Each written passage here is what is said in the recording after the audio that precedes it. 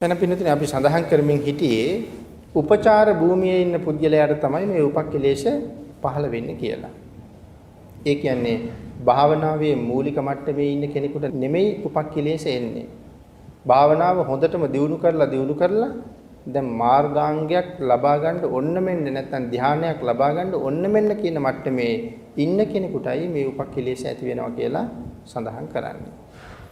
කණික සමෝදානය කියලා කියන්නේ චිත්තක්ෂණෙහි ඉපදෙද්දී ඒ ෂණයෙහි මේ උපක්ලේශ ඉපදෙනවා. චිත්තක්ෂණෙහි ඉපදෙද්දී ඒ ෂණයෙහි උපක්ලේශත් චිත්තක්ෂණයක් ගානේ උපක්ලේශත් ඇති වෙනවා කියන කාරණාවයි එතන සිහිපත් කරන්නේ. මේ උපක්ලේශ කියලා තනි ධර්මතාවයක් එක දිගටම නෑ කියලා සඳහන් කරනවා. උපක්ඛලේශයක් කියලා එක ධර්මතාවයක් එක දිගටම පවතින්නේ නැහැ.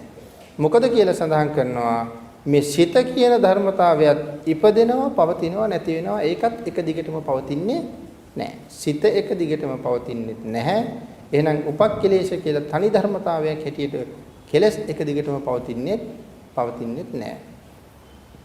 මේ ක්‍රමවේදයට යටත් නිසා මොකද හේතුව එකක් ඇති වෙලා පැවතිලා සම්පූර්ණයෙන්ම නැති වුනහම තමයි අනික් සිත පහළ වෙන්නේ.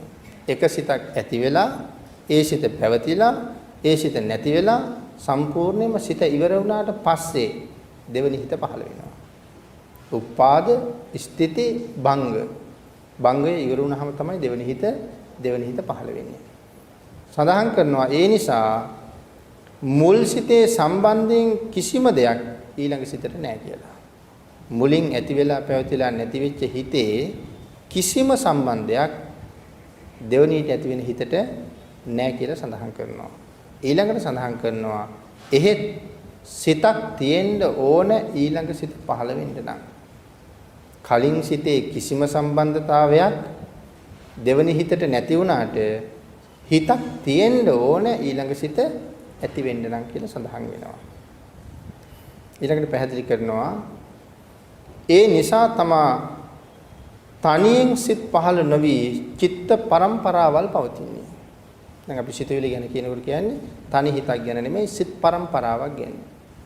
ඒ නිසා තමයි මේ සිත් පරම්පරාවක් පවතින්නේ කියලා සඳහන් කරනවා. යම් තැනක යම් කෙනෙකුට සිතක් පහළ වෙනවා නම් ඊට කලින් හිතකුත් තියෙන්න ඕනේ. ඒ හිත පහළ වෙන්නේ ඊට කලින් හිතක් තියෙන නිසාමයි. ඊට කලින් හිතක් තිබුණ නිසාමයි ඊළඟ සිත පහළ වෙන්නේ.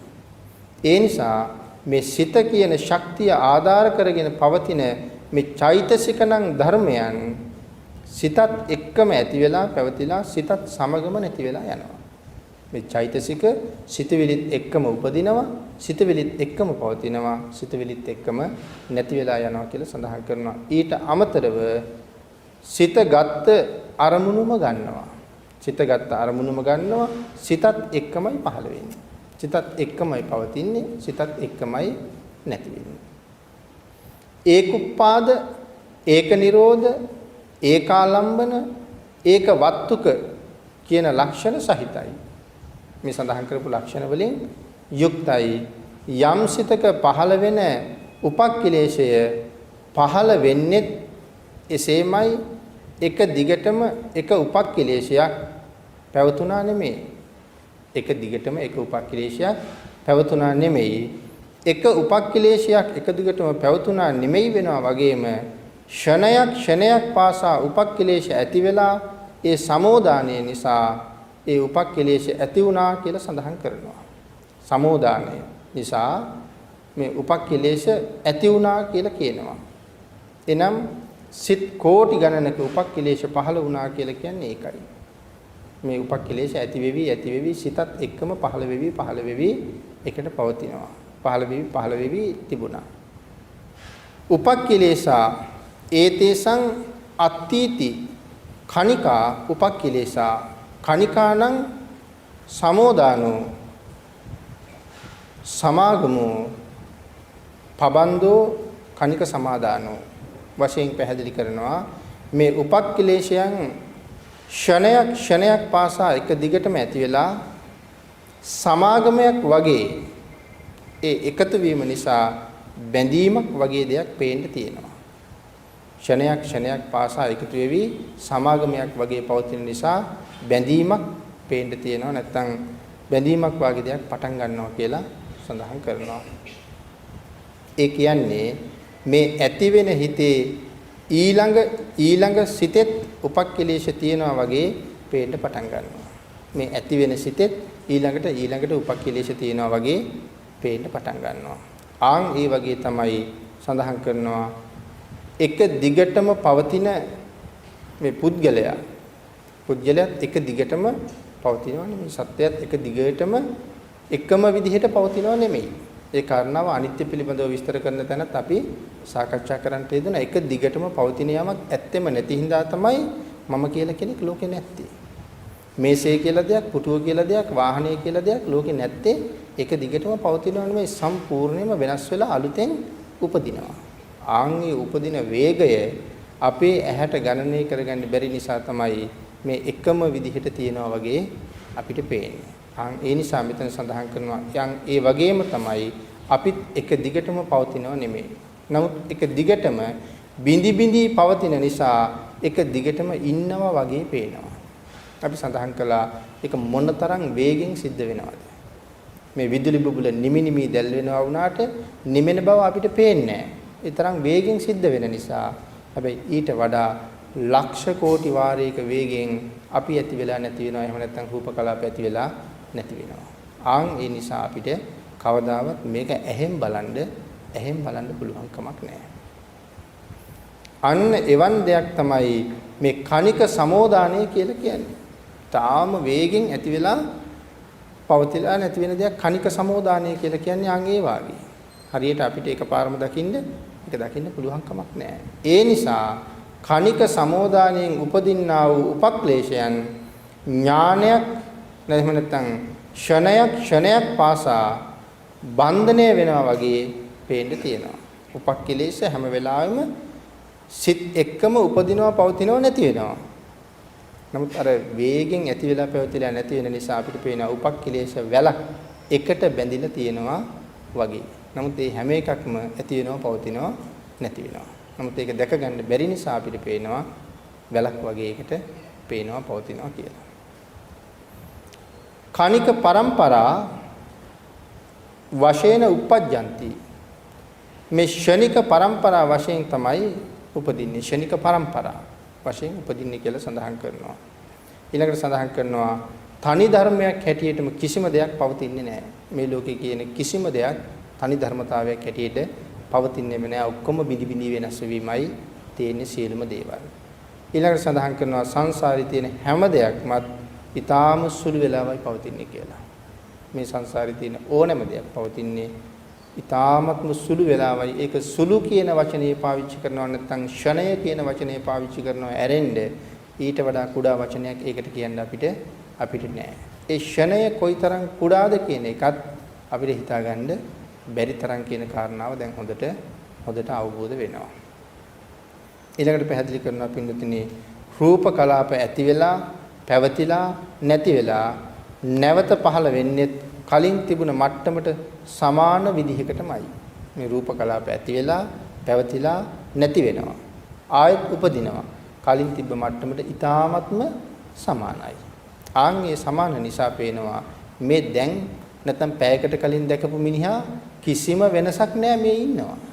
එහෙම පේන්නේ ඊටාම සමානව පහළ වෙන නිසා. හැබැයි සමානව පහළ වුණාට එතන දි รา ගිය ස්වභාවයක් තියෙනවා. ඒක අපිට දකින්න අවුරුදු ගාණක් යනවා. ඒ නිසායි සඳහන් කළේ ඒ වෙනස් වීම කවදාවත් එහෙන් බලන්න බෑ කියලා සඳහන් කළේ. ඒකයි ඒක විදර්ශනා ඥානයකින්ම දැක ගන්න පුළුවන් දෙයක්. ඊටාම සුළුවෙන් දිරනවා පේන නිසා අපිට හිතෙනවා මේක අවුරුදු ගාණක් එක දිගට පවතිනවා කියලා. ඊළඟට සඳහන් කරනවා නමුත් හැම මොහොතෙම කැඩි බිඳි හැදෙමින් තමයි තියෙන්නේ. එක වගේ තියෙනවා වගේ පෙවුනට වෙනස් වෙමින් තියෙනවා. පින්නතින මේ කණික සමෝදානය කියලා කියන එක මේ ඒක චිත්තක්ෂණික වශයෙන් නෙමෙයි කියලා සඳහන් කරනවා. ෂණික પરම්පරා වශයෙන් කියලා මෙතන පැහැදිලි කරනවා. එක සිතක් හැටියට නෙමෙයි ෂණික પરම්පරා වශයෙන් පවතිනවා. අන් ඒ කාරණාව සඳහන් කරනවා පළමු උපක්ඛිලේශය මොකක්ද කියලා. එතන සඳහන් කරනවා අස්සාසාදී මජ්ජ පරියෝසානං සතිය අනුගච්ඡතු අජ්ජත් වික්කේපගතං චිත්තං සමාධිස්ස පරිපන්තෝ කියන කාරණාව. ආස්වාසයේ ආදී එහෙම නැත්නම් ආස්වාසයේ ආදී කියන්නේ ආදී කියලා කියන්නේ මුලට. ආස්වාසයේ ආදී කියලා කියන්නේ මුලට. මජ්ජ කියලා කියන්නේ මැදට. පරියෝසాన කියලා කියන්නේ අගට. එහෙනම් ආස්වාසයේ ආදි මජ්ජ පරියෝසాన මුල මැද අග කියලා මේ කාරණා තුනකින් ඒක සඳහන් කරනවා. මේ අනුව සිත ගමන් කෙරෙව්වොත් එහෙම එක තැනක එහෙම නැත්තම් නාසිකාග්‍රයේ තියෙන නාසිකාග්‍රයේ හිත තියන්නේ නැතුව දැන් අපි කලින්ම භාවනා ක්‍රමයේ ඉගෙන ගත්තේ අපේ සිත නාසිකාග්‍රයේ අග තියන්න කියලා. එතන තමයි මේ මුලින්ම උග්ඝහ නිමිත්ත කියන එක පහළ වෙන්නේ. නිමිත්ත පහළ වෙන්නේ එතන. ඊළඟට අපි කාරණා දෙකක් සාකච්ඡා කළා. දිගුණ හයක් නම් නාසිකාග්‍රයේ අග.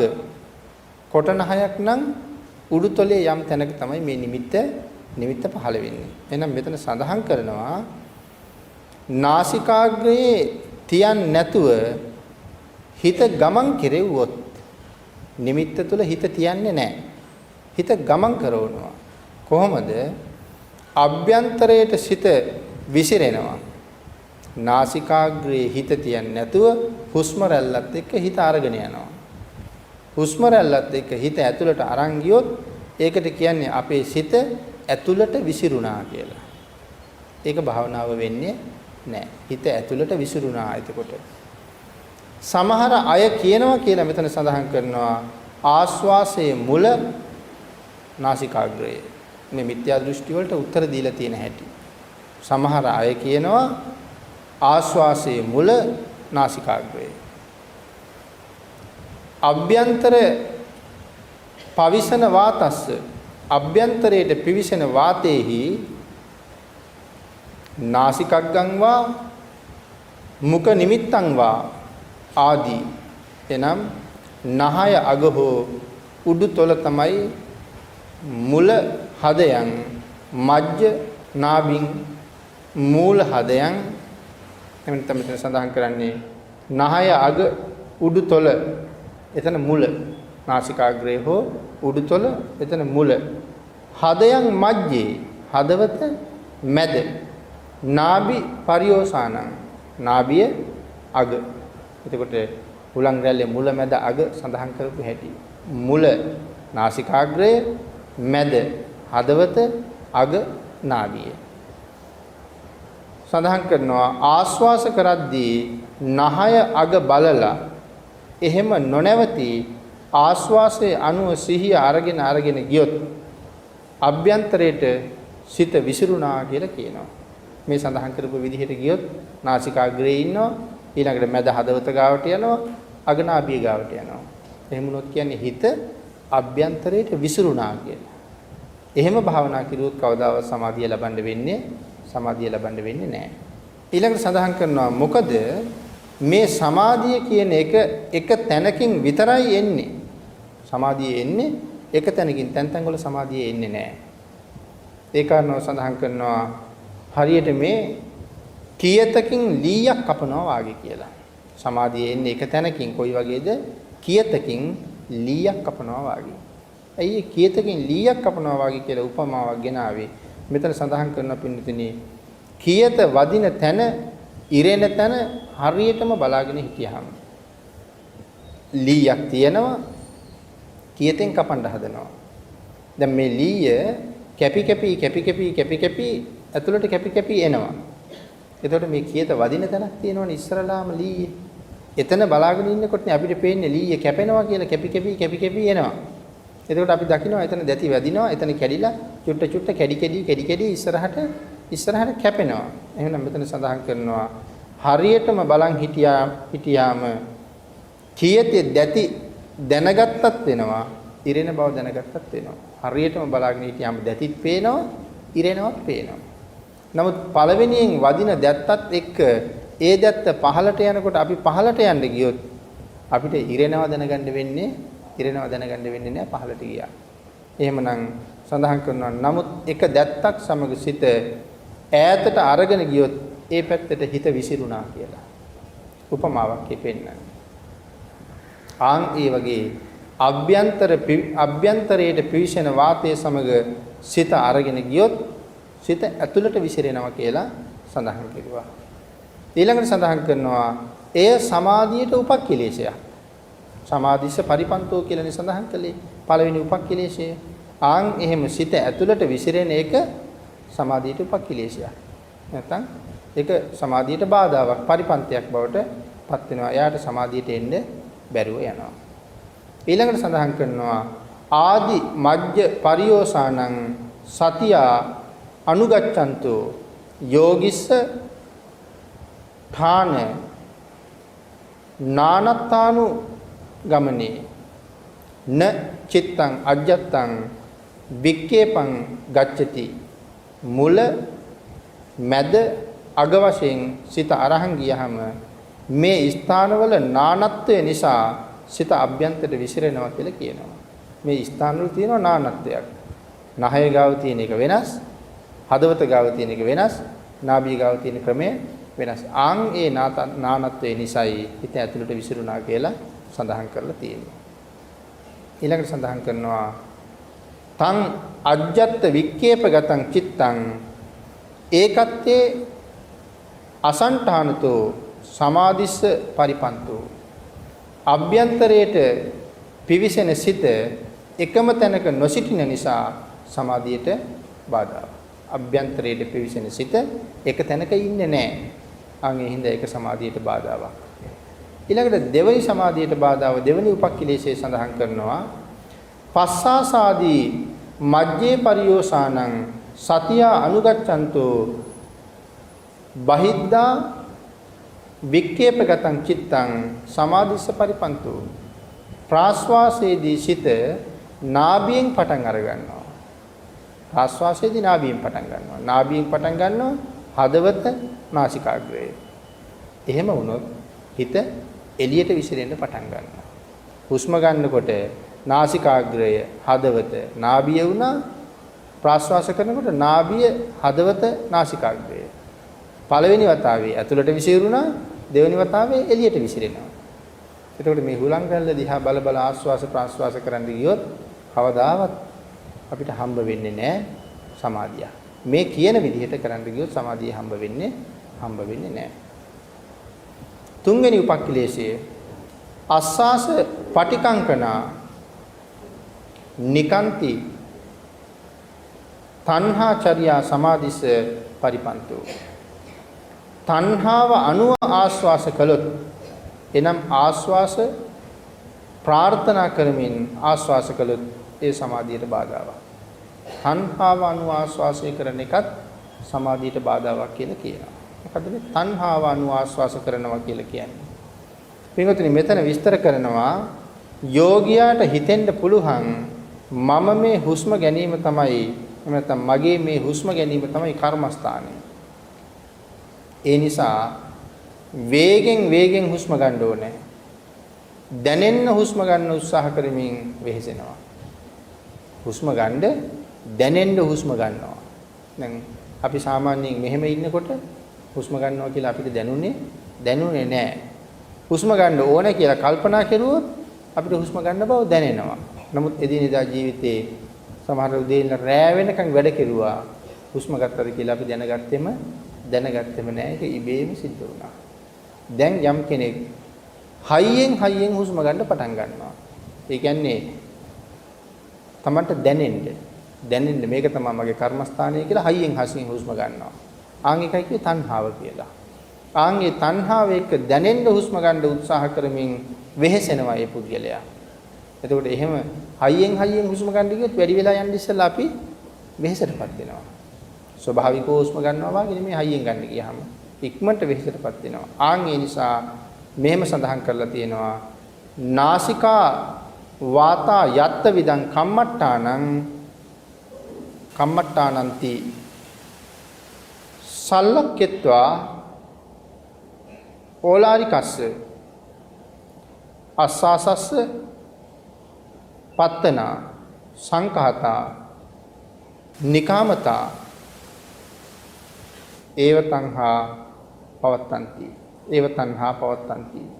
එතන එහෙම සඳහන් කළේ නම් නාසයෙන් ඇතුල් වෙන වාතය තමයි මේ කර්මස්ථානය. යම් කෙනෙක් කල්පනා කරනවා නාසයෙන් ඇතුල් වෙන වාතය තමයි මේ කර්මස්ථානය. ඒ නිසා හොඳට දැනෙන විදිහට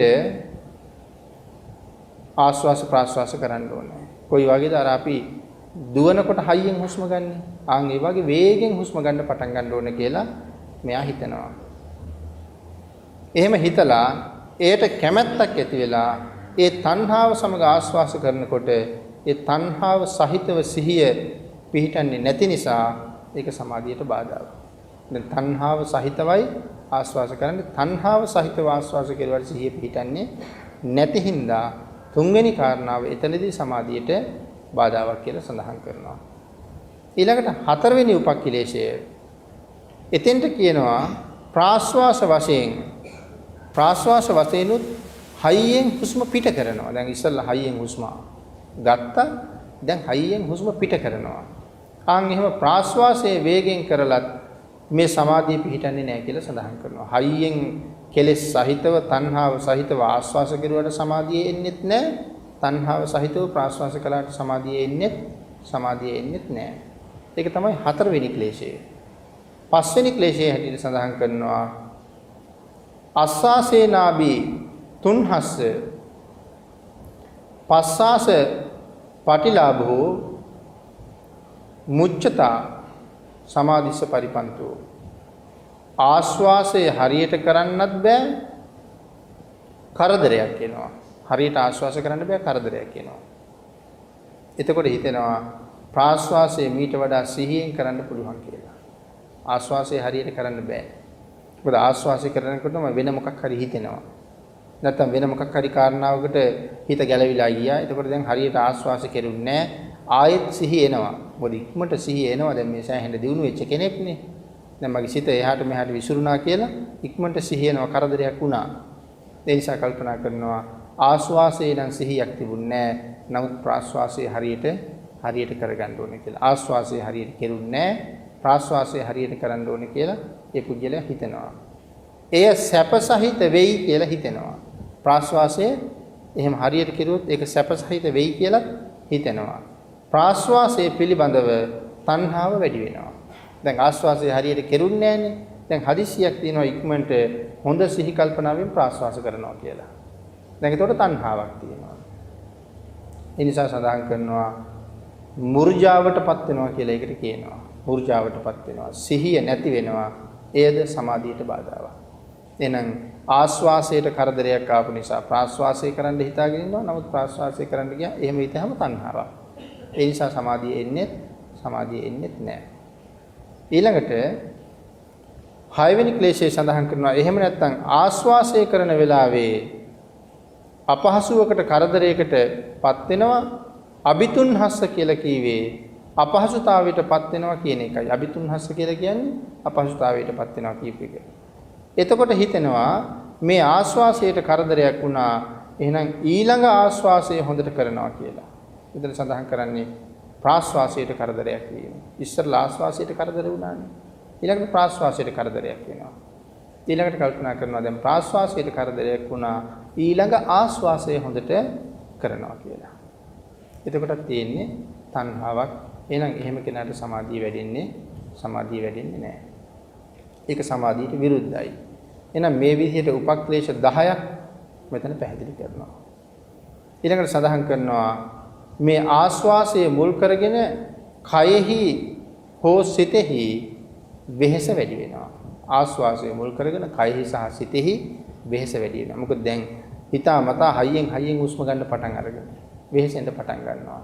හේතුව තමයි එක්කෝ ආශ්වාසයේ නැත්නම් ප්‍රාශ්වාසයේ දිග වැඩි. එක්කෝ ආශ්වාසයේ දිගයි නැත්නම් ප්‍රාශ්වාසයේ දිගයි. එහෙම වෙච්චාම වෙහෙසටපත් වෙනවා. එහෙම නැත්නම් ආශ්වාස ප්‍රාශ්වාස දෙකම කෙටි.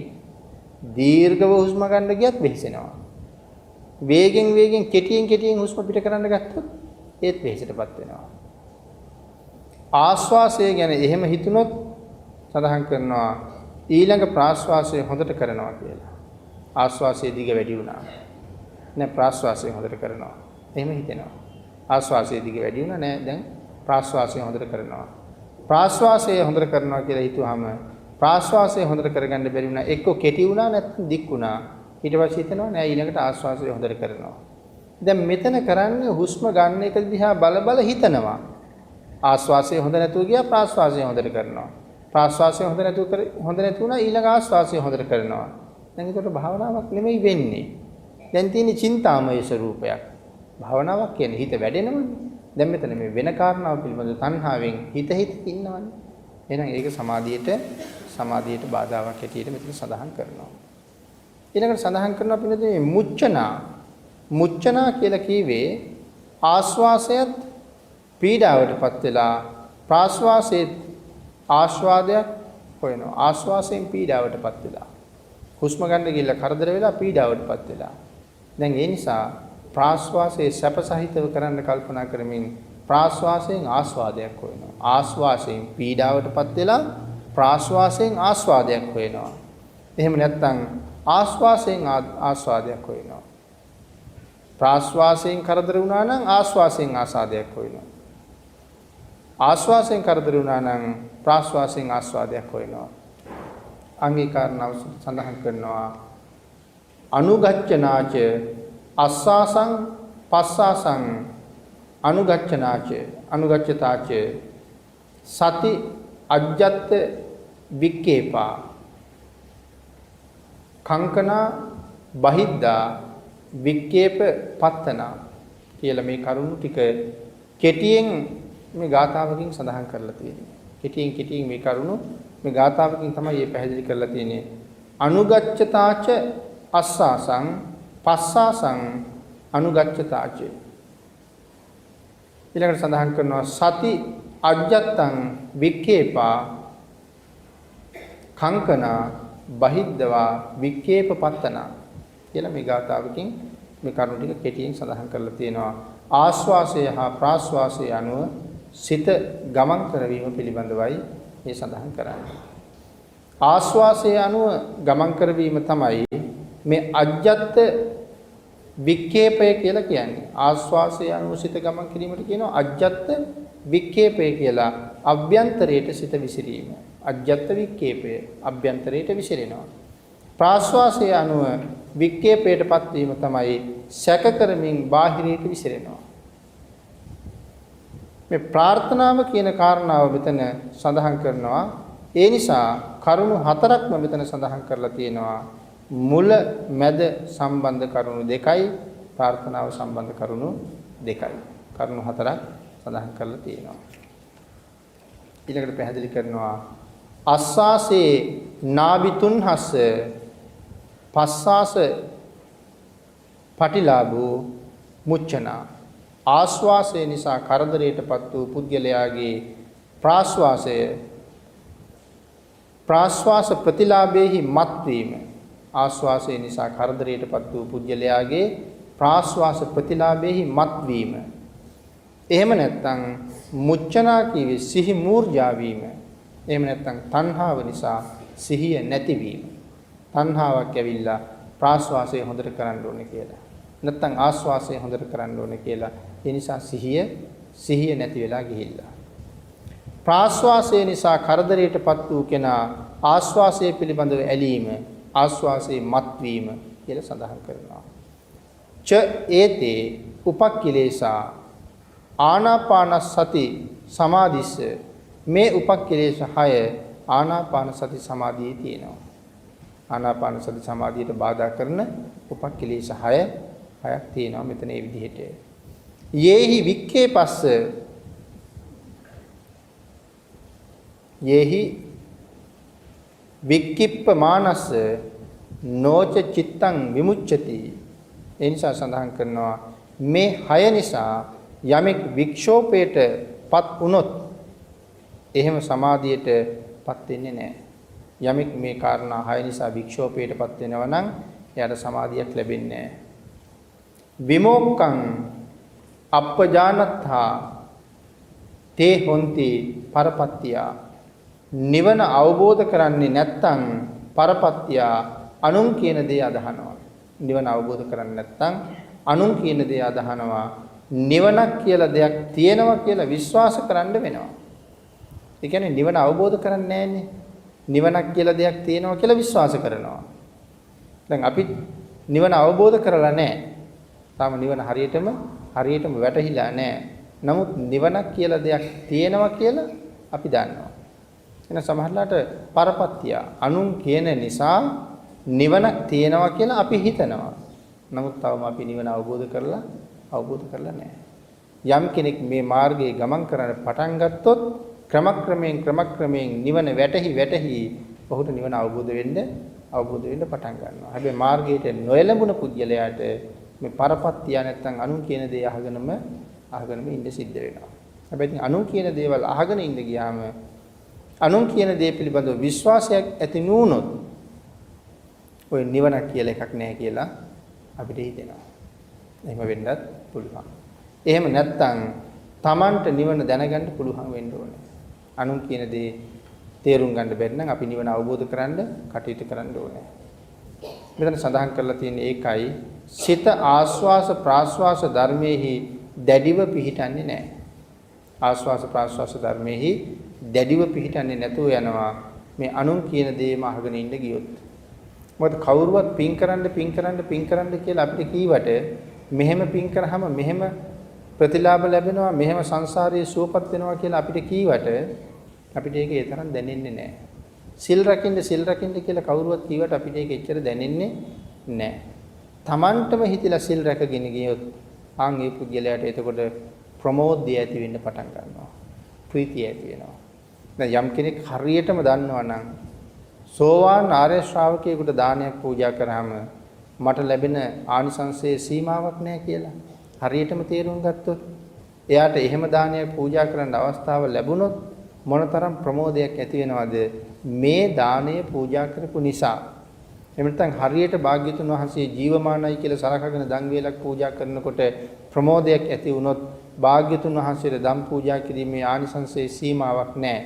එහෙනම් මට තව නිවන් දකින්න බුද්ධාන්තර 100ක් ගත වෙයි. හැබැයි මේ බුද්ධාන්තර 100 තුලම මට සාපිපාසාදී දුකක් ලැබෙන්නේ නැහැ. මෙන්න මේ බුද්ධ පූජාව තියාපු නිසා කියලා කෙනෙකුට හැඟීමක් ඇති වුණොත් ඒ වෙලාවට ඇති වෙන්නේ පුදුමාකාර ප්‍රීතියක්. පුදුමාකාර ප්‍රමෝදයක් ඇති වෙනවා. නිවන් දක්නා ජාති දක්වා මට සාපිපාසාදී දුකක් ලැබෙන්නේ නැද්ද මේ දානි ටික පූජා කරපු නිසා කියලා හිතෙනකොට. නමුත් ඒක ගැන විශ්වාසයක් තිබෙන්නේ නැති කෙනෙකුට ඒ ප්‍රමෝදය ඇති වෙන්නේ නැහැ. එහෙනම් සිල් ආරක්ෂා කරන කෙනාට සීලය පිළිබඳව තියෙන සතුටක්. හැබැයි සිල් ආරක්ෂා කරන්න කැමති නැති කෙනා කල්පනා කරන්නේ මෙච්චර සිල්පද මොකටද?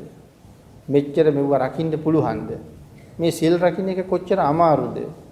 ශ්‍රද්ධාව තියෙන කෙනා සතුටින් සිල් රකින්නවා, ශ්‍රද්ධාව නැති කෙනා සීලේ විවේචනය කර ඉන්නවා. එහෙනම් පරපත්තිය අනුන් කියන දේ අදහනවා.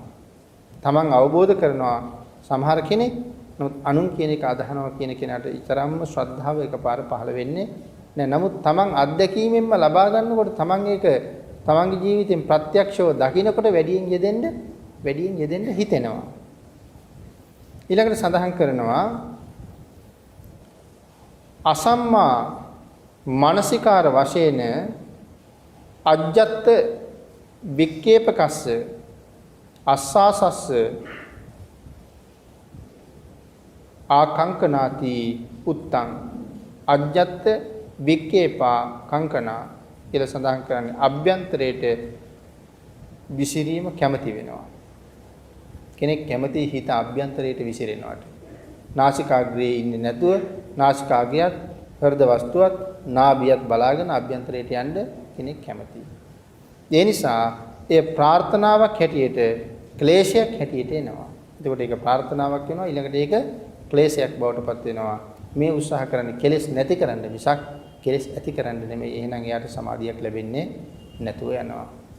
ඊළඟට මෙතන සඳහන් කරනවා නෝච චිත්තං විමුච්ඡති නොච චිත්තං විමුච්ඡති කියලා කියන්නේ සිත ආස්වාස ප්‍රාස්වාස අරමුණේ දැඩිව පිහිටන්නේ නැහැ. නොච චිත්තං විමුච්ඡති ප්‍රතිවිවෘත ධර්මයන්ගෙන් විමුක්තියටපත් වෙන්නේ නැහැ. ඒ කාරණාව සඳහන් කරනවා පච්චනේක ධම්මේහි න විමුච්ඡති. ඒ නිසා පරපත්‍යා කියන එකට ආයිත් වෙනවා. අනු කියන දේ අහන්න ආපහු වෙනවා.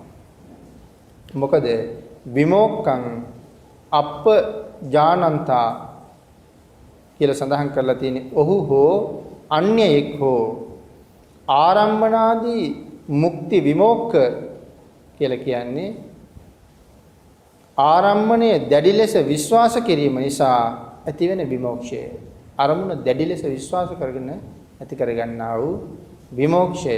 එහෙම නැත්නම් ප්‍රතිවිරුද්ධ ධර්මතා නැති කිරීමෙන් දැනගන්නේ නැහැ. ප්‍රතිවිරුද්ධ ධර්මතා නැති කිරීමෙන් මේ කාරණාව අවබෝධ කරන්නේ නැහැ. ඒ ධර්මතාවල ඇලිලා, ඒ ධර්මතාවල පැටලිලා ජීවත් වෙනවා. හරියට මේක තේරුම් ගන්න උත්සාහ කරන්නේ නැහැ.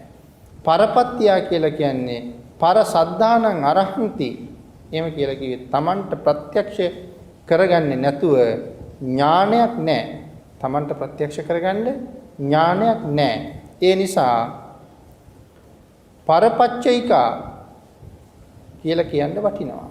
Tamanට ප්‍රත්‍යක්ෂ කරගන්න ඥානයක් නැති නිසා පරපච්චයිකා කියලා කියන්න වටිනවා. ඇයි මේ පරපච්චයිකා කියලා කියන්න වටින්නේ? සඳහන් කරනවා නිමිත්තං ආවජ්‍යතෝ අස්වාසේ චිත්තං විකම්පති.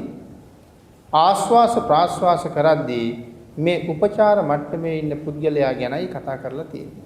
Tamanට තනියම අවබෝධ කරන්න හැකියාවක් නැති නිසා පරපච්චයිකා කියලා සඳහන් කරන්නේ අනුන්ගෙන් අහගන්න වටිනවා.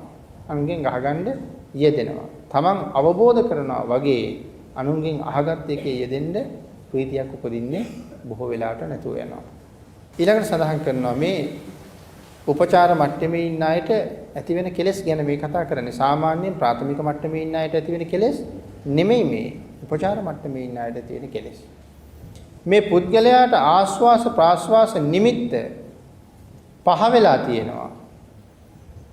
ආස්වාස ප්‍රාස්වාස නිමිත්ත පහළ වෙලා තියෙනවා. නමුත් නිමිත්ත ආවර්ජනය කරන්න ගියහම නිමිත්ත පේන්නේ නැතුව යනවා. එතකොට සමාධිය නැති වෙනවා. නිමිත්ත පහළ වෙලයි තියෙන්නේ. නමුත් ආවර්ජනය කරන්න ගියහම හරියටම නිමිත්ත වැටහෙන්නේ නැතුව යනවා. ආන්ගේ නිමිත්ත හරියටම ආවර්ජනය කරලා තියෙන තැන හොයාගෙන සිහිපත් කරන්න බැරි වෙච්චාම අරමුණු කරන්න බැරි වෙච්චාම සමාධිය ලැබෙන්නේ නැතුව යනවා. නිමිත්තං ආවජ්‍යතෝ අස්සාසේ චිත්තං විකම්පති සමාධිස්ස පරිබන්තෝ. දෙවෙනියට කියනවා අස්සාසං ආවජ්‍යතෝ නිමිත්තං චිත්තං විකම්පති. ආස්වාසේ වැඩියෙන් බලන්න ගිහිල්ලා නිමිත්ත නැතුව යනවා. ආස්වාසේ දිහා වැඩිපුර බලන්න ගියපු නිසා ආපහු නිමිත්ත නැතුව යනවා. ඒකද සමාධියට බාධාවක්. එහෙම නැත්නම් ප්‍රාස්වාසයේ වැඩියෙන් බලන්න ගිහිල්ලා නිමිත්ත නැති කරගන්නවා. ඒකත් සමාධියට බාධාවක්. ඊළඟට පැහැදිලි කරනවා නිමිත්තං ආවජ්‍යතෝ අස්සාසේ චිත්තං විකම්පති සමාධිස්ස පරිපන්තෝ. දෙවෙනියට සඳහන් කරනවා අස්සාසං ආවජ්‍යතෝ නිමිත්තං චිත්තං විකම්පති. ආස්වාසයේ වැඩියෙන් බලන්න ගිහිල්ලා නිමිත්ත නැති කරගන්නවා. එක්ක ප්‍රාස්වාසයේ වැඩියෙන් බලන්න ගිහිල්ලා ඒත් නිමිත්ත නැති කරගන්නවා. ඒද සමාධියට බාධාවක්. නිමිත්තං ආවජ්‍යතෝ අස්සාසේ චිත්තං විකම්පති සමාධිස්ස පරිපන්තෝ. නිමිත්ත ආවර්ජනය කරන්න ගිහිල්ලා ප්‍රාස්වාසයේ පේන්නේ නැතුව යනවා. නිමිත්ත ආවර්ජනය කරන්න ගිහිල්ලා ප්‍රාස්වාසයේ පේන්නේ නැතුව යනවා. ඒතකොට ආස්වාසයේ ප්‍රාස්වාසයේ දිහා බලන්නේ නැහැ, නිමිත්ත දිහා බලනවා. ඉතින් හරියටම නිමිත්තේ ඉන්නත් ඕන. නමුත් මේ ආස්වාස ප්‍රාස්වාස දකින්නත් ඕනේ. අන් එහෙම ගියහමත් මේ නිමිත්ත කියන එක නැත්තම් සමාධිය කියන එක නැති වෙලා යනවා. අස්සාසේ ආවජ්ජං නිමිත්තේ චිත්තං විකම්පති සමාධිස්ස පරිපන්තෝ.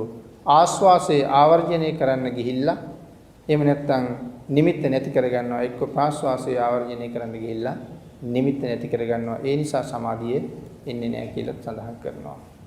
අස්සාසං ආවජ්ජන්තු ආවජ්‍යතු ආස්වාසේ චිත්තම් විකම්පති ආස්වාසේ වැඩියෙන් බලන්න ගිහිල්ලා ඊළඟට ප්‍රාස්වාසයේ එන්නේ නැතුව යනවා. ආස්වාසයේ වැඩියෙන් බලන්න ගියාම ප්‍රාස්වාසයේ එන්නේ නැතුව යනවා.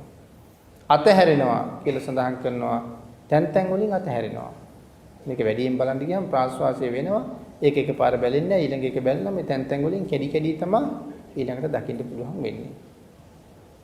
ඊළඟට සඳහන් කරනවා හරියට පේනවා කියන්නේ කොටසක් පේනවා කියන එක නෙමෙයි. හරියටම ආස්වාස ප්‍රාස්වාස පේනවා කියලා කියන්නේ එක්ක ආස්වාසය නැත්නම් ප්‍රාස්වාසය දෙකෙන් එකක් පේනවා කියන එක නෙමෙයි. හරියටම පේනවා නම් සම්පූර්ණයෙන් දෙකම හොඳට පේනවා එක සඳහන් කරනවා. ඉදිකටු තුඩක් වගේ තැනක පටන් ගැනීම සිදුවීම. එහෙම නැත්නම් මේ නිමිත්ත ඉදිකටු තුඩක් වගේ තැනකින් පටන් ගන්නවා කියලා අපි කලින් ඉඳලම සාකච්ඡා කරලා තියෙනවා. අවසන් වීම පේන්නත් ඕන හරියටම නම් අවසන් වෙලා තියෙනවා පේන්නත් ඕන. පටන් ගැනීම පේන්නත් ඕනේ අවසන් වීම පේන්නත් ඕනේ.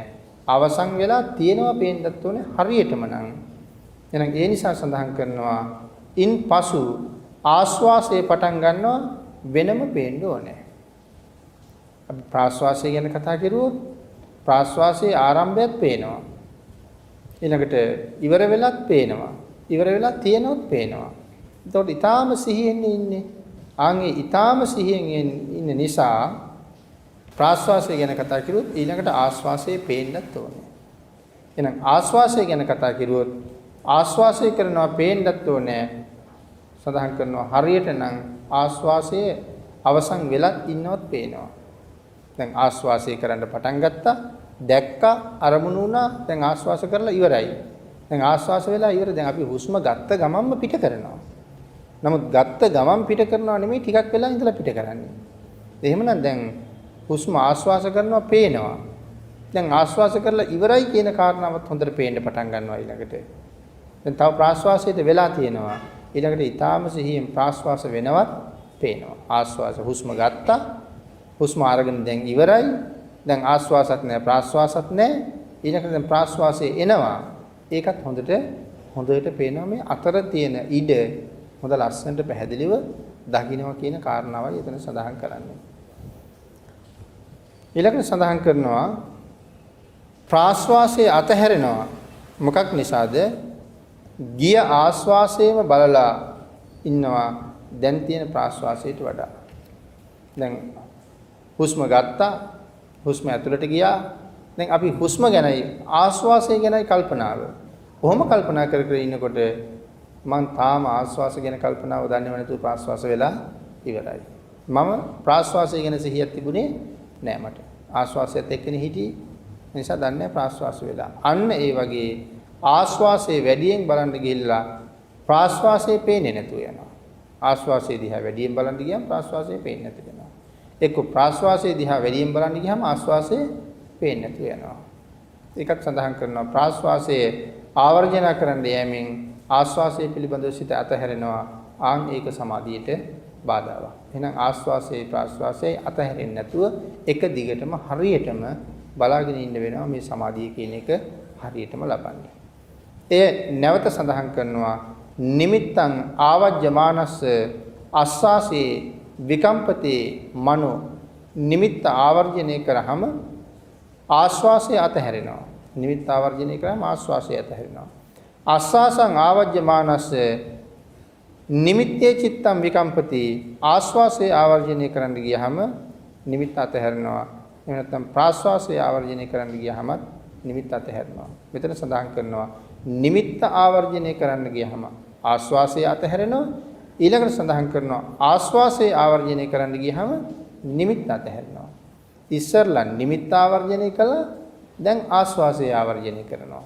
ඊළඟට සඳහන් කරනවා නිමිත්තං ආවජ්ජමානස්ස පස්සාසේ විකම්පතේ මනෝ නිමිත්ත ආවර්ජනය කරන්න ගියාම ප්‍රාස්වාසයේ පිළිබඳව සිත විසිරෙනවා.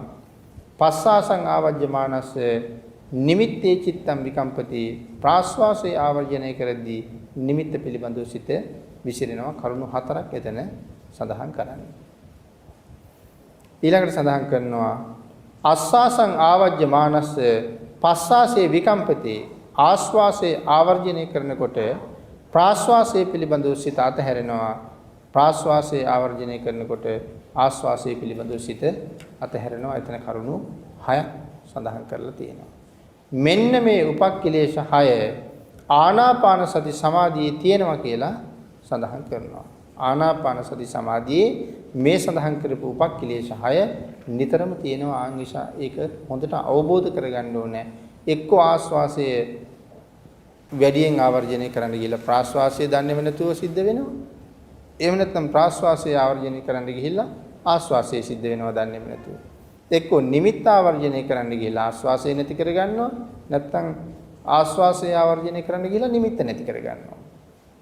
එහෙනම් මෙන්න මේ උපක්ඛිලේශ 6ක් මේක නිරන්තරයෙන් ආනාපාන සතියත් එක්ක බැඳිලා තියෙනවා. ඒ නිසා ඒක අවබෝධ කරලා ඒක හරියටම තේරුම් අරගෙන මේ සමාධියට බාධාවක් නොවෙන්න සිහියෙන්ම මේක දිනු කරන්න කියලා කියනවා. දැන් මේ සිහි නැති කෙනෙක් ගැන නෙමෙයි කියන්නේ.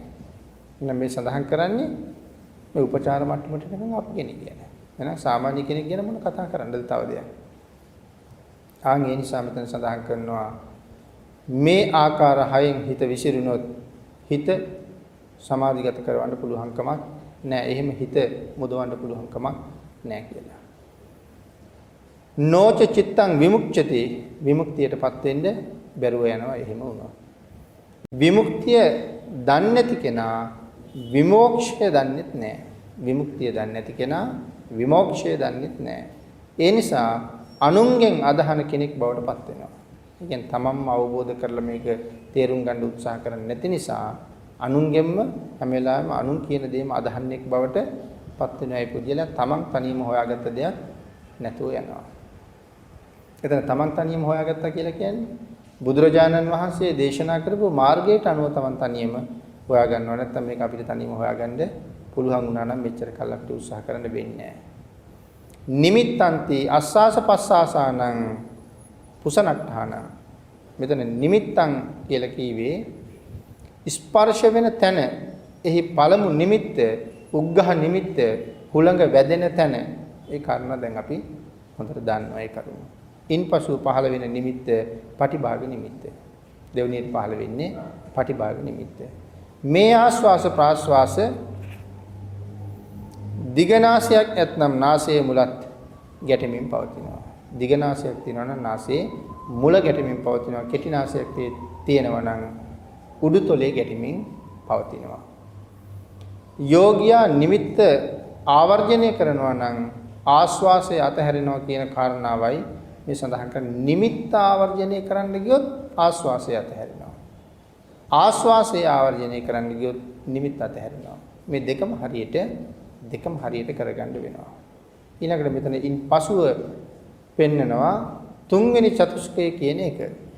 තුන්වෙනි චතුස්කය කියන කොටස ඊළඟට පැහැදිලි කරනවා 18ක් උපක්ලේශ ඇති වෙන හැටි. පළමු 6 දෙවන 6 සඳහන් කරලා මේ තුන්වෙනි 6 සඳහන් කරන්නයි කියන්නේ. 18ක් උපක්ලේශ වල අන්තිම 6. අතීතානු ධාවනං චිත්තං වික්කේපානු පරිතං සමාධිස්ස පරිපන්තු. අතීතයට අනුව සිත ගියහම වික්ෂේපයටපත් වෙන්න සිද්ධ වෙනවා. ඒ සමාධියට බාධාවක්. අතීතයට අනුව හිත ගමන් කරාම ඒත් වික්ෂේපයට බාධාවක් වෙනවා. අතීතානු ධාවනං චිත්තං නැත්නම් අතීතයට අනුව සිත ගියා කියලා කියන්නේ පින්නතුනේ නහයේ අග බලන්න කියලා කීවොත් එහෙම සඳහන් කරනවා මේ ස්පර්ශ වෙන තැන පහු කරගෙන යනවා. නහයේ අග බලන්න කියලා කිව්වොත් ස්පර්ශ වෙන තැන පහු කරගෙන යනවා.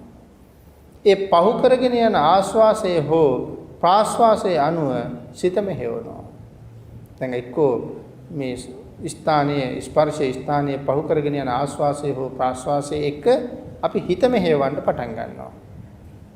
ඒ කියන්නේ සමහර කෙනෙකුට නාසිකාග්‍රය බලන්න කීවම නාසිකාවේ අගත් පේනවා. ඉන්පසුව ඊට එහා ඇතුළෙනුත් තව තැනක් දැනෙනවා. සඳහන් කරන්නේ නාසිකාවේ අග බලන්න කියලා. දැන් නාසිකාවේ අගත් බලනවා. ඊට පස්සේ තව ඇතුළෙනුත් තැනක ගැටෙනවා වගේ පේනවා. ඇතුළෙන් තැනක ගැටෙනවා කියලා හිතුනේ අපේ හිත නාසිකාග්‍රේ අග නැහැ. එතනින් ගිහිල්ලා එතෙන්ට. අන් ඒකයි එතන සඳහන් කරන්නේ. අතන හිටියේ නැහැ. මැදට ගිහිල්ලා ඇතුලෙන් ගැටෙනවා කියලා දැනුනේ ඒකයි. සාමාන්‍යයෙන් දැනෙන තැනට වඩා ඇතුලෙනුත් දැනෙනවා කියන එකයි ඒකෙන් සඳහන් කරන්නේ. ඊළඟට සඳහන් කරනවා එතකොට තැන් දෙකක් බැලුවා කියලා. බලන්න කිව්වේ නාසිකාග්‍රේන්නේ. දැන් ඇතුලෙනුත් ගැටෙනවා කියලා කියහම තැන් දෙකක් බැලුවා. ඒ කියන්නේ හිත බිඳිලා කියන එකයි. එහෙනම් සමාධියක් එන්නේ හේතුවක්, එහෙම හේතුවක් නැතුව යනවා. ඊළඟට පින්නතුනේ මුලින්ම ස්පර්ශ වෙන තැන තමයි බලන්න ඕනේ කියලා නැවතත් පැහැදිලි කරලා දෙනවා. තැන් තැන් වල නම් යන්න එපා. මුලින් ස්පර්ශ වෙන තැනටම වෙලා ඉන්න. නමුත් එතන බලන් ටිකක් ඇතුළට යනවා වාගේ පේනවා. එතනත් බලන් ඉන්නවා ටිකක් ඇතුළට යනවා වාගේ බලනවා. එතකොට කියන්නේ අතීතයේ බැලුවා කියලා. අතීතයේ බැලුවා. ටිකක් ඇතුළට ගියා කියලා කියන අතීතයේ බැලුවා. එහෙනම් මෙතන කියන්නේ අතීතයේ බලන්න එපා කියලා. එහෙමනම් හරියටම බැලිය යුත්තේ නාසයේ අග ඒ ආශ්වාසයේ වැදෙන තැන විතරමයි. වෙන කිසි දිහාක යන්න එපා. ඊළඟට පින්නතුනි ඒ කාරණාව මෙහෙම සඳහන් කරනවා. දැන් අපි වාහනයක යනවා. මේක අපිට නිරන්තරයෙන් අත්විඳින්න පුළුවන් දෙයක්. කෙනෙක් වාහනේ ඉස්සරහට වෙලා යනවා. දැන් එයා යම් මට්ටමක තමන්ගේ ඇහැ රඳවගෙන යනවා. අපි කියමුකෝ තමන් ඉන්න තැන ඉඳලා දැන් වාහනේ ඇතුලේ ඉඳගෙන ඉන්නවා. තමන් ඉන්න තැන ඉඳලා ඉස්සරහට මං අඩි 30ක් ඉස්සරහට මගේ හිත අරමුණු කරගෙන ඉන්නවා. අඩි 30න් ඉස්සරහ මම බලන්නෙත් නෑ, අපහු බලන්නෙත් නෑ. එකම අරමුණයි වාහනේ ඉන්න තැන ඉඳලා අඩි 30ක් ඉස්සරහට බලන්න යනවා. ආන් ඒ බලාගෙන ඉන්නකොට මේ ඉස්සරහින් එන වාහන මට පේන්නේ නෑ. නමුත් මගේ අරමුණු කරලා තියෙන තැනට ඒ වාහන එනකොට මට පේනවා. ඒ වාහන දැන් මම පහු කරලා යනවා. මම පහු කරලා යන වාහන දිහා බලන්නෙත් නෑ. මගේත් වාහනේ ඉස්සරහට යනවා. නමුත් අර මගේ දෘෂ්ටිය එකම තැන තියෙනවා. ඉස්සරහින් එන වාහන අතින්ට එනකොට පේනවා පහු වෙලා යනවා. දැන් ඔහොම යනකොට මම දකිනවා පාරේ වාහනයකට හැප්පිලා ඉන්නවා සතෙක්. දැන් ඒ සතා හැප්පිලා ඉන්නවත් මගේ අර හරියටම දෘෂ්ටි කෝණයට ගැටෙනවා. දැන් එතකොට මගේ අරමුණ බිඳිලා මේ හැප්පිලා ඉන්න සතා මොකාද? ඒක හැප්පිලා ඉරිලද? ඒකගේ මස් එළියට ඇවිල්ලාද? ඒ දේවල් දැන් මං හිතන්න ගිහිල්ලා දැන් අර බලාගෙන ඉන්න දෘෂ්ටි කෝණය වෙනස් වෙලා දැන් සතා එක්ක මගේ දෘෂ්ටි කෝණය මෙහාට යනවා. දැන් අඩි 30ක මට්ටමේනේ හිටියේ. දැන් 20ක් 25ක් 20ක් 15ක් 10ක් එහෙම ඇවිල්ලා දැන් සතා පහු වෙලා යනවා. දැන් මට වාහනේට පේන්නේ නැති වෙනකන් එයා ළඟට ආවා. එතකොට උනේ මොකද්ද? ආන් වර්තමානයේ හිත ගැටුණා. දැන් එයත් එක පස්සට ආවා කියලා කියන්නේ හිත අතීතයට ක්‍රමක්‍රමයෙන් ගියා. ආන් ඒ වගේ එකක් තමයි මෙතන කියන්නේ. නාසිකාග්‍රේ බැලුවා. දැන් බලලා ඇතුළෙනුත් තව තැනක් දැනෙනවා කියලා කියන්නේ මම දන්නේම නැතුව මෙතනත් ඉඳලා අතින්ට ගිහිල්ලා. ආන් ඒකට කියනවා අතීතයේ බැලුවා කියලා. හැබැයි අතීතයේ බලන්න එපා කියලායි මෙතන දේශනා කරන්නේ. අතීතයේ යන්න එපා. ඊළඟට සඳහන් කරනවා මේ වර්තමානයේ බලන් ඉන්නවා.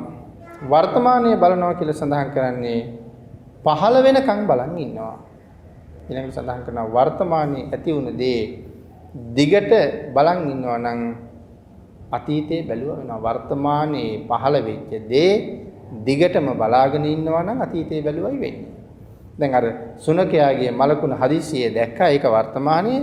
දැන් ඒක දිගටම බලන්න ඕනේ හින්දා ඇහැ මෙහාට ආව කියන්නේ අතීතයට ආව කියන එකයි. ඒ නිසා මේ ස්පර්ශ කරන ස්ථානයේ පහුවෙලා ඇතුළට යනකොට ඒ පහුවෙලා යනකොටත් බැලුවොත් ඒක අතීතයට අනුව ධාවනය වුණා කියලා සඳහන් කරනවා. සිහියට නමක් වෙනවා අතීතයට අනුව බැලුවා කියලා. අන් ඒක සමාධියට බාධාවක්. පින්වතුනි ඊළඟට සඳහන් කරනවා මේ සාමාන්‍යයෙන් භාවනාවක් කරද්දී බොහෝ දෙනෙකුට වෙන දේවල්. මේ වගේ දේවල් සාමාන්‍යයෙන් භාවනාවක් කරනකොට කෙනෙකුට වෙන දේවල්. අන් එහෙම දේවල් ඇති වෙනකොට ඒක අවබෝධයෙන් ආපහු නැති කරගන්න අපි එතනත් සිහියක් පවත්වන්න ඕනේ. මේක සාමාන්‍යයෙන් වෙන දේවල් මේ. එහෙම නැතුව එක දිගටම කරගෙන යන්න පුළුවන් වුණා නම් ඒත් අපි මෙච්චර කල් ඉන්න එකක් නෑනේ. මේ සාමාන්‍යයෙන් වෙන දේවල්. මේ தત્ත්වයේ මැඩලා ගන්න වීර්ය දරන එක තමයි උත්සාහ කරනවා කියලා කියන්නේ. ඊළඟට සඳහන් කරනවා මේ ස්පර්ශ කරන තැනට එන්න කලින් එහෙම කීවේ මනස් සිහියක් තියෙන නිසා ආස්වාසයේ මුල මැද අග වගේම හිස්තැනකුත් මනාව පේනවා. ආශ්වාසයේ මුලැමැද අග වගේම හිස්තැනකුත් මනාව පේනවා. එතකොට හිස්තැනකුත් මනාව පේනවා කියලා සඳහන් කරුවොත් හිස්තැන පේනකොටම ප්‍රාශ්වාසයේ එනවද කියලා බලනවා. එහෙම බැලුවොත් එහෙම අනාගතයේ බැලුවා. එහෙම නැත්නම් ප්‍රාර්ථනා කළා වෙනවා. දැන් මනාව අපි ආශ්වාස කරනවා. නිමිත්ත හම්බ වෙනවා. දැන් නිමිත්ත හම්බ වෙලා නිමිත්තේ ඉඳගෙන ආශ්වාසය කළා. දැන් ඊළඟට දැන් හුස්ම ගන්නෙ නැහැ ආශ්වාස නතර වෙලා දැන් හිස් තැනක් තියෙන්නේ. දැන් ඊළඟට කල්පනාව දැන් කොයි ප්‍රාශ්වාසයේ දැන් එයිද කියලා කල්පනා කරනවා. එහෙම කල්පනා කරන්න ගියා කියලා කියන්නේ ආයෙත් හිත විසිරුණා ආයෙත් හිත බිඳුණා කියන එකයි. ඒ නිසා සඳහන් කරනවා එහෙම බැලුවොත් අනාගතයේ බැලුවා. එහෙම නැත්නම් ප්‍රාර්ථනා කළා වෙනවා. දැන් ආශ්වාසයේ ඇතුළට ගියානේ. දැන් මගේ කල්පනාව ඊළඟට ප්‍රාශ්වාසයේ එනකම්. දැන් ඒකට අනාගතයනේ බලාගෙන ඉන්නේ කොයි වෙලාවෙද එන්නේ. එතකොට දැන් ඉස්සරලා අතීතයේ බැලුවා දැන් අනාගතේ බලනවා. එහෙම වුණොත් ඒකත් සමාධියට බාධාවක්. එහෙම නැත්නම් ආශ්වාස කරලා ඊළඟට ආශ්වාසයේ එනවද නැත්නම් ප්‍රාශ්වාස කරලා ඊළඟට ආශ්වාසයේ එනවද කියලා බැලුවොත් එහෙම නැත්නම් අනාගතයේ ප්‍රාර්ථනා කළා වෙනවා එතන. ඊළඟට සඳහන් කරනවා පින්නතුනි අතීතයේ අනුව ගියහම ඇති වෙන ක්ලේශයත් අනාගතයේ අනුව ගියහම ඇති වෙන ක්ලේශයත් කියන ක්ලේශ දෙකම මේ தത്വයට බොහෝ දෙනෙක් මුහුණ දෙනවා කියලා. මේ කෙලෙස් දෙකටම බොහෝ දෙනෙක් මේ භාවනාව කරන අය මුහුණ දෙනවා. ඉතින් මේ කෙලෙස් දෙකට මුහුණ දුන්නත් ඒ අය හරි ශ්‍රේෂ්ඨයි. මොකද ඒගොල්ලෝ භාවනාව කරන නිසානේ මේ කෙලෙස් වලට මුහුණ දෙන්නේ. කිසිම භාවනාවකට යොමු වෙන්නේ නැතුවම ඉන්න කෙනාට මෙතෙන්ටවත් එන්න බෑනේ. දැන් මෙයාට පුදුම සිහියක් නෙමෙයි තියෙන්නේ. මේක ඇති වෙනකොට එයාටත් දැනෙනවා. සිහියක් එනවා. නමුත් නිකම්ම ඉන්න කෙනාට මේ වගේ දේවල් වෙලා යනවා දන්නේ නැහැ. ඒ වගේ මේ සිහිය පුරුදු කරන්න හදන කෙනාට පව්පින් හොඳට වැටහෙන්න පටන් ගන්නවා. මොකද මෙයා දැන් සෑහෙන ඉහළ තත්වයක ඉන්න කෙනෙක් ගැන මේ කතාව. එයාට බොරුවක් කියවෙන්න එනකොටම කල්පනාවට එනවා මේ බොරුවක්ද කියවෙන්නේ කියලා. සම්ප්‍රලාපයක් කියවෙන්න එනකොටම මේ වැඩක් නැති කතාවකටද පැටලෙන්න හදන්නේ කියලා සිහිය එනවා. නමුත් එහෙම නැතුව සාමාන්‍යයෙන් කතා කරන කෙනෙක් සෑහෙන බොරු ප්‍රමාණයක් කියාගෙන ගියා තේරුන්නේ නැහැ බොරු කිව්වේ කියලා. සිහි නැති හැම වෙලාවකම පව් හරි පිං හරි වෙනවා. ඉතින් සිහි නැති වෙලාවක වැඩියෙන්ම වෙන්නේ පව්. කොයි වගේද? දවසේ පැය 24ක් ගෙවනවා. ඒ දවසේ ගෙවපු පැය 24ෙන්ම අපි සිහි නැති හින්දා පව්මයි කරලා තියෙන වැඩිපුර. ඒ නිසා හරියට පව් කඳු වගේ කොට ගිහිලා. ඒ තප්පරයකට සිතවිලි කොච්චර ඇති වෙනවද? කෝටි ප්‍රකෝටි ගණක්. ඒවා රාගසිත වෙන්න පුළුවන්, දේශසිත වෙන්න පුළුවන්, මෝහසිත වෙන්න පුළුවන්. ඒතකොට පව් කඳු ගණන් දවසේ කරලා තියෙන පින් ප්‍රමාණය අර කන්ද පාමුල තියාපු චූටි ගල් කැටයක් වගේ ටිකක්. නමුත් මේ මෙතන ඉන්න කෙනාට මේ උපක්ඛලේශ ආවත් එයාට මේ පව් කෙරෙන්න හදනකොට බොරු කියවෙන්න එනකොට මදුරුවෙක් ඇඟේ වහපුවාම අර සමහර අය කියන්නේ ගහනව නෙමෙයි ගැහෙනවා කියලා. මේ සිහියේ ඉන්න කෙනාට ගැහෙන්නේ නැහැ. එයාට හොඳට තේරෙනවා මදුරුවෙක් විද්ද කියලා. එහෙනම් එයාට ගහලා බෑ කියලා සිහියක් එනවා. ඒ සිහිය නැති හින්දා තමයි අර ගහනව නෙමෙයි ගැහෙනවා කියලා කියන්නේ. ආන්ගේ ගැහෙන එක වෙන්නේ නැහැ මෙතෙන්ට එන්න උත්සාහ කරන කෙනාට. මේ තියෙන්නේ කෙලෙස්. නමුත් ඒ කෙලෙස් හරි එයා දකින්නවනේ. අනික් කෙනාට එහෙමවත් තේරෙන්නේ නැහැ නේ. එහෙනම් මෙතෙන්ට ආපු කෙනා ඒ යතින් බලනකොට සාමාන්‍ය අයට වඩා බොහොම උසස් කෙනෙක්. ඊළඟට සඳහන් කරනවා ලීනං චිත්තං කෝසජ්ජානු පරිතං සමාධිස්ස පරිපන්තෝ. සිත හැකිලෙනවා නම් කම්මැලි වෙනවා නම් කෝසජ්ජේ හෙවත් කුසීත බවට පැමිණෙනවා නම් ඒ සමාධියට බාධාවක්. සිත ඇකිලෙනවා නම් ඒ කියන්නේ කම්මැලි වෙනවා නම් ඒ කියන්නේ භාවනාවට කම්මැලි වෙනවා නම් ඒක සමාධියට බාධාවක් බවට පත් වෙනවා. එහෙම නැත්නම් අතීත පග්ගහිතං චිත්තං උද්දච්චානු පරිතං සමාධිස්ස පරිපන්තු. දැඩි වීර්ය සහිතව සිත උද්දච්චය අනුව පවතිනවා නම් ඒක සමාධියට බාධාවක්. දැඩිව වීර්ය කරනකොට සිත විසිරෙනවා. ඒක සමාධියට බාධාවක් කියලා සඳහන් කරනවා. ඊළඟට සඳහන් කරනවා කපනතං චිත්තං ව්‍යාපාදානු පරිතං සමාධිස්ස පරිපන්තෝ ඒ කියලා කියන්නේ අකමැත්තෙන් ආස්වාස ප්‍රාස්වාස කරනවා. එතකොට ව්‍යාපාදයට අනුව සිත විසිරෙනවා. දැන් කේන්තියෙන් ආස්වාස ප්‍රාස්වාස කරන අකමැත්තෙන්. එතකොට ඒ ව්‍යාපාදයෙන් හිත විසිරෙනවා. එයත් සමාධියට බාධාවක් කියලා මේ කෙලෙස් 6 ගැන මෙහෙම විස්තර කරලා තියෙනවා. ඒක සමාධියට බාධාවක්. එහෙමනම් දැන් මේ සමාධියේ තියෙන උපක්ඛිලේශ 18ක් පිළිබඳව අපි අද සාකච්ඡා කරන්නට යෙදුණා. එහෙනම් අදට ධර්මදේශනාවට වෙන් වෙලා තියෙන කාලය නිමා වෙලා තියෙන නිසා අපි ධර්මදේශනාව අද මෙතනින් අතර කරමු. උපක්ඛිලේශ 18 පිළිබඳව සාකච්ඡා කරන්නට යෙදුණා. ඒ කාරණාව නැවත නැවත මෙනෙහි කරලා මේ උපක්ඛිලේශයන් හරියටම හඳුනාගෙන තමන් භාවනා කරන වෙලාවට මේ කෙලෙස් එනවද? මේ දේවල් මටත් තියෙනවද? ඇතුළට හිත විසිරෙනවද? එළියට හිත විසිරෙනවද? අතීතය ප්‍රාර්ථනා කරනවද? අනාගතය දිහා බලනවද? කියන කාරණා දැනගෙන එහෙමනම් ඒ தත්වයන් මාතුලින් මගහැරිය යුතුයි මේ භාවනා මාර්ගයේ මට ඉස්සරහට යන්න නම් කියන අවබෝධය. ඊයේ භාවනා කළා නම්, පෙරේද භාවනා කළා නම්, පළමුදා භාවනා කළා නම් ඒ කාරණාව විවේකීව ඉන්නකොට හිතෙනකොට Tamanට වැටහෙනවා මටත් එහෙම වුණා. එහෙනම් මං අතින් කෙරෙලා තියෙන ක්‍රමය වැරදි. ඊට වඩා මම නිවැරදි මාර්ගයට ගමන් කරන්න ඕනේ කියලා කල්පනා කරලා නැවත භාවනාවට එළඹෙන්න පුළුවන් උපක්ඛිලේශයන් 18 හොඳට අවබෝධ කරගත්තාම. එහෙනම් ඒ උපක්ඛිලේශයන් අවබෝධ කරගෙන මේ භාවනා මාර්ගයේ ඉදිරියට ගමන් කරන්න මේ පින්නතුන් සියලු දෙනාටම තුනුරුවන්ගේ ආශිර්වාදයෙන් ශක්තිය, ධෛර්යය, වාග්ය, වාසනාව උදා වේවා කියලා ආශිර්වාද කරනවා.